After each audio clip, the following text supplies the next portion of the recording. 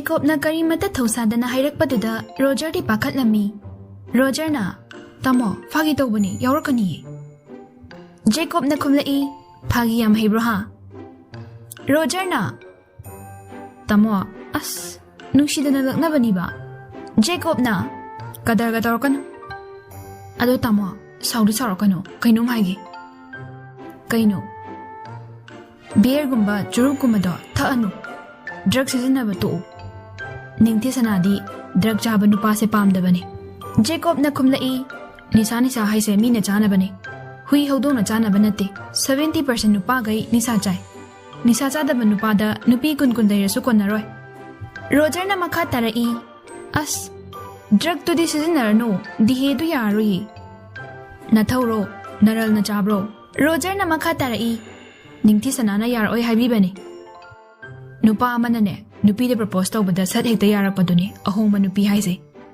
ꯌꯥꯔꯛꯇꯕꯗꯨꯅ ꯍꯦꯟꯅ ꯕꯤꯠ ꯂꯩꯗꯣꯏꯅꯦ"꯫ ꯔꯣꯖꯔꯅ ꯈꯨꯝꯂꯛꯏ, "ꯆꯍꯤ ꯃꯇꯥꯡꯗꯨꯒ ꯑꯩ ꯆꯍꯤꯁꯦ ꯀꯩꯗꯧꯔꯦ ꯍꯥꯏꯕꯅꯣ"꯫ ꯔꯣꯖꯔꯅ ꯃꯈꯥ ꯇꯥꯔꯛꯏ, "ꯌꯥꯔꯛꯇ꯭ꯔꯗꯤ ꯏꯀꯥꯏꯅꯤ ꯍꯥꯏꯕꯤꯕꯅꯦ"꯫ ꯖꯦꯀꯣꯕꯅ ꯑꯃꯨꯛꯁꯨ ꯍꯥꯏꯔꯛꯏ, "ꯀꯩꯗꯧ ꯏꯀꯥꯏꯗꯣꯏꯕ, ꯐꯥꯔꯒ ꯂꯧꯅꯤ"꯫ ꯔꯣꯖꯔꯅ "ꯆꯠꯅꯗ꯭ꯔꯦ ꯍꯧꯖꯤꯛ ꯃꯇꯝꯁꯤꯗ ꯅꯨꯄꯤ ꯐꯥꯕ ꯀꯥꯏꯅ"꯫ ꯖꯦꯀꯣꯕꯅ ꯃꯈꯥ ꯇꯥꯔꯛꯏ, "ꯍꯩ ꯑꯉꯥꯡ, ꯅꯪ ꯀꯩ ꯈꯪꯂꯗꯅ ꯍꯥ? ꯐꯥꯔꯒ ꯊꯝꯗꯣꯏꯅꯤ, ꯌꯥꯗ꯭ꯔꯤꯐꯥꯎ ꯏꯁꯤꯡ ꯄꯤꯊꯛꯑꯣꯏ, ꯃꯔꯛꯇꯁꯨ ꯈꯨꯄꯥꯛ ꯄꯤꯖꯅꯤ"꯫ ꯔꯣꯖꯔꯅ ꯈꯨꯝꯂꯛꯏ, "ꯑꯦ ꯀꯩꯅꯣꯝꯅꯤꯅ, ꯂꯩꯖꯍꯧꯔꯣ"꯫ ꯔꯣꯖꯔ ꯍꯧꯒꯠꯂꯒ ꯆꯠꯈ꯭ꯔꯦ꯫ ꯖꯦꯀꯣꯕꯁꯨ ꯉꯥꯏꯍꯥꯛ ꯌꯣꯠ ꯁꯥꯟꯅꯍꯧꯏ꯫ ꯉꯥꯏꯍꯥꯛꯀꯤ ꯃꯇꯨꯡ ꯔꯣꯖꯔꯗꯨ ꯖꯨꯂꯤ ꯍꯣꯏ ꯂꯧꯔꯨꯔꯅꯤ ꯊꯣꯛꯈ꯭ꯔꯦ꯫ ꯀꯗꯣꯝꯗꯒꯤꯅꯣ ꯈꯪꯗꯅ ꯔꯥꯍꯨꯜꯁꯨ ꯅꯤꯡꯊꯤ ꯁꯅꯥ ꯍꯣꯏꯗ ꯂꯥꯛꯑꯝꯃꯤ꯫ ꯁꯟꯗꯦ ꯑꯣꯏꯕꯗꯨꯗ ꯌꯦꯟꯁꯨ ꯂꯩꯔꯒ ꯂꯥꯛꯏ꯫ ꯔꯥꯖꯦꯅ "ꯍꯩꯃꯥ, ꯏꯕꯨꯡꯉꯣ ꯔꯥꯍꯨꯜ"꯫ ꯔꯥꯍꯨꯜꯅ ꯈꯨꯝꯂꯛꯏ, "ꯀꯀꯥ, ꯌꯦꯟ ꯊꯣꯡꯕ ꯆꯥꯊꯔꯁꯦꯅ ꯂꯩꯔꯛꯄꯅꯦ"꯫ ꯔꯥꯖꯦꯅ "ꯏꯍꯦ ꯑꯩꯅ ꯂꯩꯔꯁꯨ ꯌꯥꯕꯗꯨꯕꯣ. ꯍꯦ ꯁꯅꯥ, ꯇꯥꯔꯤꯕ꯭ꯔꯥ ꯅꯪꯕꯣ"꯫ ꯅꯤꯡꯊꯤ ꯁꯅꯥ ꯇꯥꯔꯗꯨꯅ ꯊꯣꯛꯂꯛꯏ, "ꯕꯕꯥ, ꯅꯕꯨꯡꯁꯦ ꯉꯁꯤꯗꯤ ꯑꯩꯈꯣꯏꯗ ꯆꯥꯛ ꯆꯥꯅꯤ ꯍꯥꯏꯁꯦ, ꯌꯦꯟꯒ ꯂꯩꯔꯛꯑꯦ, ꯕꯕꯥ ꯊꯣꯡꯒꯦ, ꯇꯤꯜꯍꯧ ꯆꯅꯝ ꯁꯦꯝꯂꯝꯃꯨ"꯫ ꯅꯤꯡꯊꯤ ꯁꯅꯥꯅ ꯈꯨꯝꯂꯛꯏ, "ꯕꯕꯥ, ꯉꯁꯤꯗꯤ ꯑꯩꯁꯨ ꯆꯠꯊꯣꯛꯀꯅꯤ. ꯍꯣꯏ, ꯁꯦꯝꯕꯨꯗꯤ ꯁꯦꯝꯂꯝꯂꯒꯦ, ꯑꯗꯣ ꯃꯦꯂꯣꯅꯁꯨ ꯂꯣꯏꯁꯤꯜꯂꯣ ꯍꯥꯏꯔꯛꯄꯅꯦ"꯫ ꯔꯥꯖꯦꯅ ꯈꯨꯝꯂꯛꯏ, "ꯍꯩ ꯁꯅꯥ, ꯅꯪꯕꯨ ꯉꯁꯤꯗꯤ ꯆꯠꯂꯨꯔꯅꯨ, ꯀꯣꯟꯅ ꯆꯠꯂꯣꯅꯦ"꯫ ꯅꯤꯡꯊꯤ ꯁꯅꯥ ꯃꯊꯥ ꯁꯥꯔꯝꯃꯤ꯫ ꯈꯨꯝꯐꯝ ꯈꯪꯗ꯭ꯔꯗꯨꯅ ꯏꯃꯨꯡꯗ ꯆꯪꯂꯒ ꯃꯦꯂꯣꯗꯤꯗ ꯀꯣꯜ ꯇꯧꯔꯝꯃꯤ꯫ ꯃꯦꯂꯣꯗꯤꯅ "ꯂꯣꯏꯔꯕꯣ ꯕꯥꯏ"꯫ ꯅꯤꯡꯊꯤ ꯁꯅꯥꯅ "ꯕꯥꯏ, ꯕꯕꯥꯅ ꯆꯠꯂꯅꯨ ꯍꯥꯏꯌꯦ, ꯗꯥ ꯔꯥꯍꯨꯜꯁꯨ ꯌꯦꯟ ꯄꯨꯔꯒ ꯆꯥꯛ ꯆꯥꯕ ꯂꯥꯛꯑꯦ"꯫ ꯃꯦꯂꯣꯗꯤꯅ "ꯑꯁ ꯐꯔꯛꯇꯤ, ꯖꯨꯂꯤꯗ ꯀꯃꯥꯏꯅ ꯍꯥꯏꯗꯣꯏꯅꯣ, ꯔꯣꯖꯔ ꯂꯧꯕ ꯂꯥꯛꯑꯦ ꯍꯥꯏꯔꯛꯄꯅꯦ"꯫ ꯅꯤꯡꯊꯤ ꯁꯅꯥꯅ "ꯑꯗꯨꯅꯦ, ꯃꯊꯥ ꯌꯥꯝ ꯁꯥꯏ, ꯅꯪ ꯈꯔ ꯍꯥꯏꯅꯔꯣ"꯫ ꯃꯦꯂꯣꯗꯤꯅ "ꯑꯁ ꯍꯣꯏꯁꯦ, ꯑꯩ ꯍꯥꯏꯔꯒꯦ"꯫ ꯑꯁꯨꯝꯅ ꯔꯣꯖꯔꯒ ꯖꯨꯂꯤꯒ ꯃꯦꯂꯣꯗꯤ ꯍꯣꯏꯗ ꯍꯥꯟꯅ ꯂꯥꯛꯂꯝꯃꯤ꯫ ꯖꯨꯂꯤꯅ "ꯕꯥꯏ, ꯉꯥꯏꯔꯝꯃꯣ ꯍꯥꯏꯔꯒ ꯂꯣꯏꯗ꯭ꯔꯤꯕꯣ"꯫ ꯃꯦꯂꯣꯗꯤꯅ ꯈꯨꯝꯂꯛꯏ, "ꯕꯥꯏ, ꯑꯩꯕꯨꯗꯤ ꯂꯣꯏꯔꯦ, ꯑꯗꯣ ꯅꯤꯡꯊꯤꯗꯣ ꯃꯄꯥꯅ ꯌꯥꯗ꯭ꯔꯦ ꯃꯤ ꯂꯥꯛꯑꯦꯅ"꯫ ꯖꯨꯂꯤꯅ ꯈꯨꯝꯂꯛꯏ, "ꯑꯁ ꯄꯦꯜꯂꯦꯗꯀꯣ ꯑꯩꯗꯤ, ꯍꯣꯏꯁꯦ ꯂꯥꯛꯑꯣ"꯫ ꯖꯨꯂꯤꯒ ꯃꯦꯂꯣꯒ ꯊꯣꯔꯛꯏ꯫ ꯔꯣꯖꯔꯅ "ꯅꯤꯡꯊꯤ ꯁꯅꯥꯗꯤ"꯫ ꯃꯦꯂꯣꯗꯤꯅ ꯈꯨꯝꯂꯛꯏ, "ꯃꯥꯗꯤ ꯌꯥꯔꯔꯣꯏ, ꯃꯄꯥꯅ ꯃꯤ ꯂꯥꯛꯑꯦꯅ ꯌꯥꯗ꯭ꯔꯦ ꯍꯥꯏꯌꯦ"꯫ ꯔꯣꯖꯔ ꯄꯥꯈꯠꯅ "ꯑꯁ ꯂꯣꯏꯔꯦꯗꯅ"꯫ ꯑꯗꯨ ꯍꯥꯏꯔꯒ ꯐꯣꯟꯗꯨ ꯇꯧꯔꯝꯃꯤ꯫ ꯅꯤꯡꯊꯤ ꯁꯅꯥꯅ "ꯍꯦꯜꯂꯣ ꯔꯣꯖꯔ"꯫ ꯔꯣꯖꯔꯅ "ꯅꯤꯡꯊꯤ, ꯀꯩꯗꯧꯔꯒꯦ"꯫ ꯅꯤꯡꯊꯤ ꯁꯅꯥꯅ "ꯔꯣꯖꯔ, ꯅꯪ ꯁꯥꯎꯔꯅꯨ, ꯑꯩ ꯁꯣꯝꯗ ꯃꯤ ꯂꯥꯛꯇꯅ ꯍꯦꯟꯖꯥꯡ ꯁꯦꯝꯂꯤꯌꯦ"꯫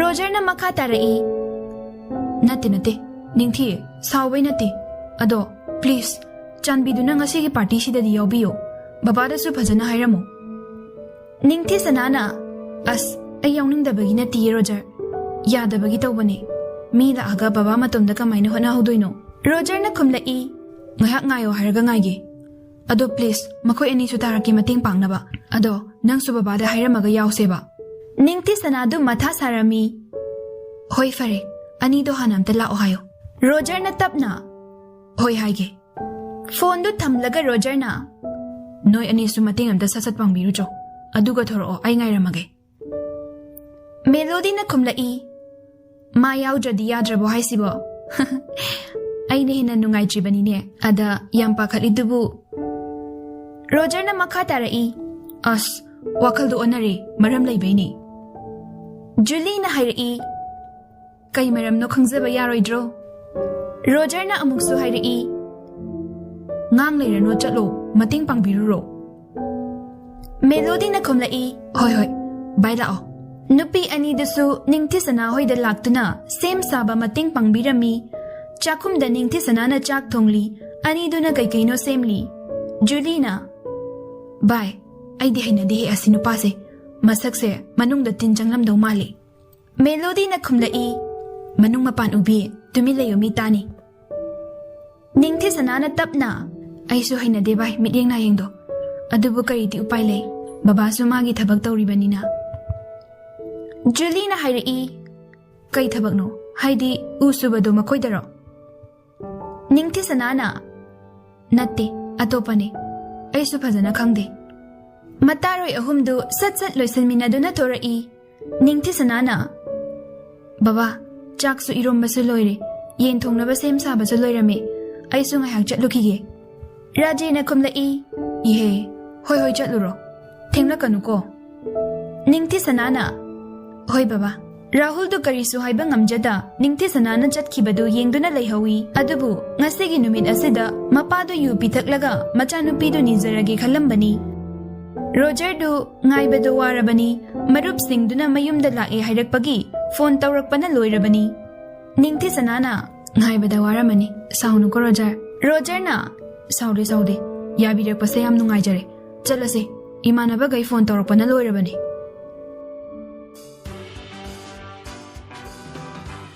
Asumna makoy mari du lakminare mayumdu yaurakpada nupi ahumdu angakpa oirami. Karam na dingakloi asukuy na loinarakpa tinarakpada Roger gi mayum kanamata na khangde. Roger na sutaklude adugi sumatakta Roger yamna chammi. Magi icham chamjaba muwongduna imungdugi mi oiramgani haiba faw thajade. Tanjadu da chawkraba mafam aduda Jacob ki heliport aduda helicopter ama landing tawrami. Nupi ahumdu munna yengladuna lay adubu nungsit maraktuda mamitu loina khumjalami. Yang postana li guard mariga loina na kumtharai.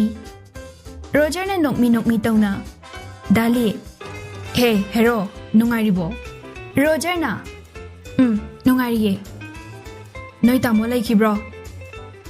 Laye. Moi se aigi friend singmi. Friend lo, girlfriend lo. Roger ikairap tawna. As, mana aigi saini. Makoy ani sina mamanabi. Li na hairi. Okay. Hi. Ming kay ba? Julie na sat kumlai. Da, aigi na Judy kawe. Magi na ningthisana. Aduga magi na melody. Li na kumlai. Oh, aigi na di. Roger na makatarai. Adu di dali. Imong changlase. Bye, changlase. Li ga Roger ga mang tharaga chatkre. Julie ga ningthisana ga chat pahui. Adubu melody lepaga leibadu mataroi anina makuta namana mapaiduna chingi. Julina. Bye, kaidoragi. Melody gyan lai. As, khangini hinchabi ani sidi. Ningthisana na tapna. Kaidowai khangino. Julina kumlai.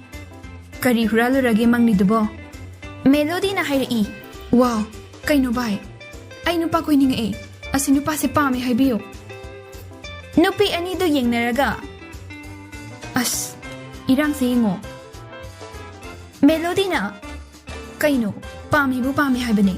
Mapaisa paiba paidaba dui nate. Oren yu thakjalaga isay chakjinge. Julie ga ningthisana ga na. Kay isay saktoy ba? Ahanba Ubada Sakhangdaba nangonda.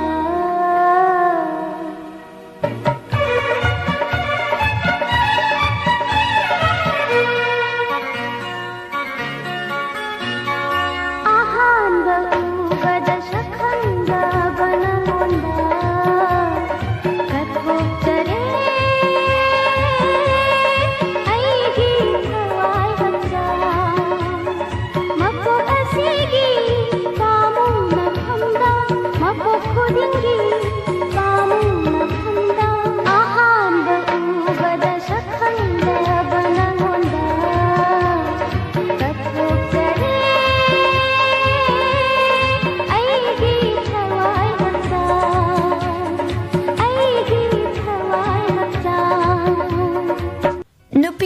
pulap nokminay. Changlakmandabadudha Alexna. Holayrang ahum, noktana layrabo, changbirao. Mayamdo imungda changlai, nupi singdudi loiri imungdu ubada, melody na. Oy ma, tuga chungi, yumse kainu ko pasase, Julie bema naray bagpayda ko. Julie na kumlai, kainoy bema, chahi mga nung sinarakpase, mayum uraga yakiba na ti. Tanjado da Max upsilaga Jacob thorai. Jacob na, bye, lao, angangay party tauribani, ay ko'y su taurusi. Lee na kumlai, yaya bye. Jacob, ningti dahan na faw yung lamday, Lee galoy na atopa kaama da jet kray. Marup mayam dusu isay gataraga layrami. Irik na. Ningti, nungaribo. Ningti sana ikay raptong na kumlai. Nungari bay. Taseng badi, irik na ningti sana nung CJ haibasi, ningti sana masasukhang libani. Adubu, nupama na kay suhayrak tabana, nupi mahaksu ikay tibi oirubana, kay suhayba ngamjaramde. Ani dugi mawong duda, marup sing dusuloy na kang libani. Adubu kana mata na laknaba, ikay na banong matatawrude. Maram haibu, ningti sana yamna ing tapi, ikay tigali, irik yamna chinglemi, nupi na hada chaga-chaga tawde. Adumak na makoy anidu, kana mata na laknabiramde. Roger na makoy gilayriba miyoy singduda, chana thaknaba putok uhayrami. Miyoy tarit ni panchangdana, chana thaknaba mayam putok tuna, marup singdu chamin thakminarami. Ka amadana, Jacob kaliga party tauri. Lee na hayrami, kaino Max ko upiduna. Angangay sige maragta CID ga yaw bro. Jacob na nokmi taw na kumlai. CID di yaw de, pamjabi angang amadi yawriye. Adugi sumsaksi uhaning dadana. Bye. Sak hayraga, lam yawgay napidubu kay saglot liba. Jacob na kumlai, maram lay ne bay. Magi Rahul hayba minay machaduna. Paisa piraktabagi ay susawning mandana magi kongulibadane. Magi pot puto pusin tawba driver dugi machanupido ina parure. Adudagi machanupido ubada pamlakpa haytare. Lee na nokmi tawna asukoy na business pundo na loynarakpase. Nupi na hagi wa matatarak tribani bay. Bay na nupi machado ubada ngawraba. Haha. Yaya, karambano. Jacob na kumlai nupi macha ahum dudane. Karapikpa kinmukwang badune. Akoy nawina masa karaparap tawba. Masak aroy bida nung shiba mayaw badune. Lee na kumlai. Ngay ko. Nupi du paruraga yum sidi kanglamoydro. Yum sidi layradana ay faw masak kanghawdeda. Haidi mamit punsin banina. Yaya. Ado, nang na haibado KG 30 mukti pore. Hanagi due labor senfam do transfer tawraklagay. Aduga akonbagi sidi aina market chaithoktradi khudaktadi piba ngamkiroi. Nang sukhangli Adug yamba senfam do loina Rahul na matkredana. Malem na di tharoi. Lee na kumlai. Ay sumating panggi bay. Kay sukhalunula. Thengnaba mafamda lotion kraloiri. Adumak ni ay apamba. Ay thazaba manghanba mi matalle matharoi. Ado bay. Ay laklingay sida orphan home singdane. Ay ko ini changdana mating kharadi panglusidana. Jacob na kumlai. As. Crore jama mangbay I karingay sidane. Lee na noktora aga. Crore jama manglusu. Crore mayam layidudi. Kay dawdoy sibada mata supuba yaroi. Lee di layraba macha oirakpana. Awa ana mayamgi mating su panglami. Migi awaba su yamna kangmanupani. Jacob di family adum ling na haurakpana. Awaba kaya kanglamde. Magi haibabu mama di nauna kaina kibagi mama laytabagi awaba adu khaktani. Mama atomi na otpi na ibirakpa tawraklabasu. Mapabunggi mamangdadi mabulu na tawba sarai. Mapa na su Jacob po aduki matik lu na tawjarai. Macha atombadagi Jacob na hena nung si Jeremy. Adubu masagi layna amadagi laykidabana. Atomi na yuklakpani. Jacob yam na wajarai. Chaningay thakningay laytabagi warakpanati. Otpi na ibibagi warakpani. Mapa na su magi mingda bengta paisa thamli. Aduna karbar kara hogdogtuna kasi di crorepati oirakpani. Lee sukhangi Jacob migi awaba Sakhangdaba nupani haiba. Bye, kaino madi hayramge. Jacob na kumlai. Hayune. Lee na makatarai. Awaba taraba layta layraba mating pangba haise. Khwaidagi athoiba dharmani hainaribani. Jacob na kumlai. Khangi kaidorage. Ado aina wana haujarakpada kanamata na mating pangbirakti ko. aduna isu kanamtagi mateng pangloi. Fare, nangi apambane. Jacob na hairi, ado pot kara sizina siro, nangi se mahautang siro. Kai dino ne bai, ay su upay lemanda bagi patta bagarbar sida kong tangjilu bane. Adubu, ay di sigumba nung mata sizina de, nang sukhang lido ne. Jacob na kumlai, hoy ne khangine, ay di test tawrubadagi phazana haikre sizina ba. As, bai, nang su adu faudi tawnuda. Leiri ba nanaw se nung sidro. Magi ni haibada nang natana kanabu leiri ke. Jacob na makatara magi ni kaino ay nga si tawbiri ba mayam se. Ay haira, nong maitag thong ba na khanglakpada hatpi kradaw ne. Li na kumlai, nang bunga na hatoy ba? Jagat ki achawa sangay di nang kidaba mata sulaytana. Jacob na kumlai, kanana khangni, ay ngondagi ngamba thola adi. Li na haira yam haijela kano, ay faw kirak tore ko. Jacob na noklado na kumlai, kiraga toklodana. Ay di toklani handak na. Pot pudi charasu, haidi, nupi machado na sigumba karbar tawbase, yarak tong mandeba. Li na nokfet taw na kumlai, tingbi na ba ay isom tapam kreda. Jacob, yu glass to tanggatlaga, kut lang na yosin ki. Extra mahelakiday, yung horodana. Li sa nokmi taw na, mayang kang mali, bubub law bi pame ay di. Laymin na rakanda ne, may na bubub law jarak chani. As, ay naraktre ko, chahi matang siga ikoy ni giwari se. Jacob na kumlai, thay na di, sumba giwari sana hudre ne. Mi puba, mi hatpa, business makal tawring ida. Ado huzikti, makok hauda yaroy dawri. Chahi kuntrani to'y sujarasu, nang ay se, lap tadi class 1 kada ngay kaino. Li su wan tagay no anido yu glass to tanggatlaga. Cheers. Kaman room do da Roger hoy haraw chaminari. Roger na hairi, Melo, ningthi, chasalo ikay gano. Ako'y thaynagi friend ngaktani ko, mitop yaude. Boris na tap na hairi, ikay gano bay, chasalo. Melody na kumlai, kay daw ba ikay doino, sida bujage na laini. Alex na makatarai, nang budi kang jabaywani kaino. Melody na, you stupid. Alex na, me, ka amada party tawriba Jacob tu, tanjado da kaino makang ning sing lai. Bye, am talaram ko. Li na kumlai. Hoy bye. Jacob ato pa ka amada laklaga, phone do logtorai, aduga ningthi da call tawrai, kharaga ikay layramba ningthi sanadu, phone do yenglubada kokchak haina save tawriba Jacob ki number do oirambadуда tandi mande tapna. Hello, Jacob na hairi, aingonda oidaba ngangba. Nang budile matharoy. Nang hojik kaida lay kay dawri haiba ay loina khangi. Ningthi sanana pakhatpoy ki boy, maya maraktuda ikay bana suloire. Adubu wadi tapna nganglami. Da Jacob ay imanabagi birthday ki chak chariye, ko na wari sarase. Jacob na makatarai, Oy, ay loina khangi. Alex na ngakna. Nupa gaydi loina ngakna ningthi sanada yenglami. Roger na tumi na Alex na makong nakaurai, aduga ingit tawnarai. Alex su bab tarami, matang nupa gaydo ingit tawnay. Ningthi sanana. Da Jacob, ay ko na sing baduloy haijarage. Haujikti farak tarani waraw biranu. Jacob na makatarai. Pay, Nayum yauraga aseng bahayagdraba. Ahingda oirasu ay lakani. Simadi kangjau he. Ningthi sanana kumlai. Hoy, ay haijarake.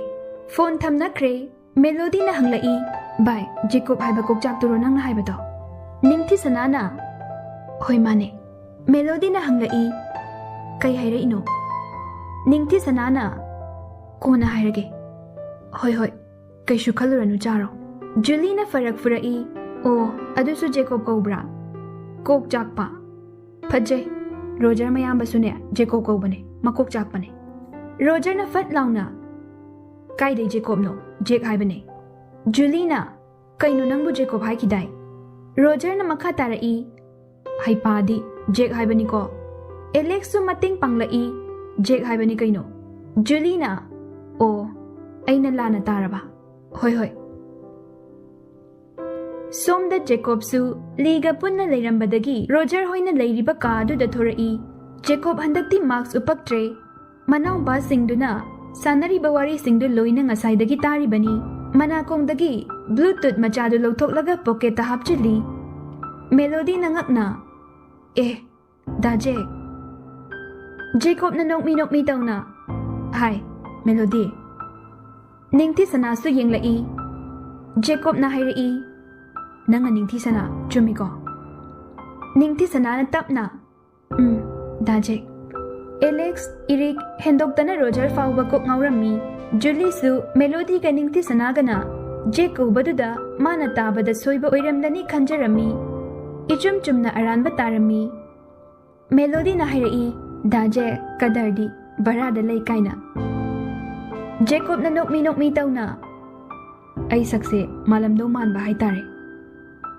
Melody na hayrai Mande Kaiday no Ay sunumito thazabadi watpane Jacob na kumlai Ado noibu kay awat palayke Melody na Yarani daje yam chare Taseng badi nupi kaydu ngasi si birthday ni hygienary haibasi khangjaramde Ningti sanasu soidana Jacob the birthday ni haidokre Jacob nasu Roger na haibagi birthday ni lejari bani Kanai birthday no ngasibo Melody na satlauna kanantagi birthday na daje sumpunda bakuire na mayampun bani Roger na pakhat na Alex ki birthday ni ngasi Melody na ngakna Kaino magi birthday de week amma hena wali kaino ay sukhangi Jacob mamitu pairap Roger da yenglai Roger urasu usinaramde Alex su pakhatna hey angawi aidi deri changkrani aduna aigi birthday su kuidrabanina Sunday numita punsi haina baina tro ngasi police Melody nangakna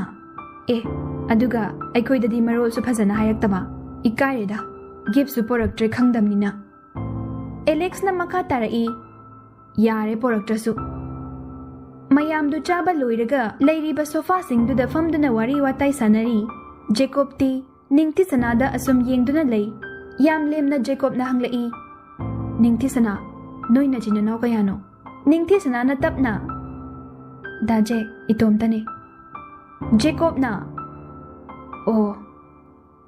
Roger na Julie wa mata hayela Roger ka Julie ka hogat kre Alex na hayrai Eric Hay achar lay rusila Eric na Hoy bay Ani dusu hogat kre Rocky, Boris, Bullet makoy ahum dusu yeng naraga Rocky na hayrai Bullet Baram jang sila Boris na su Ay sulaki Ahum dusu tawsin naraga thokre Layhawri bahay babu Jacob, Lee Ningti sana Melody khagta ngay hawri Nang mingdu Melody hay banatro Melody na Mani Dali di kay dayno Lee na kumlai Ay di Jingmayrong dayne Hawzik po di Thailand dali Ado di Dali si Thailand day lairo Lee na kumlai Hoy laine Amuk handoy ro Lee na makatarai Hankiroy Aigi maruki yum sida matam kara laikini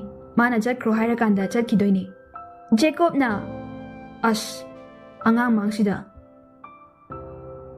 Somdana Julie na hayrai Kaino Mayam pullaga ikaw to isibo Nayamay mamang na ikaydro Roger na tap na Makoy chance bibibani kaino Julie na Kanagi chance no Ha kanagi chance no Roger na hayrai Aikoy tamoga ningti sanaga Julie na ngakna Ha Kaino ni haysibo Noy tamo na ningti pamiro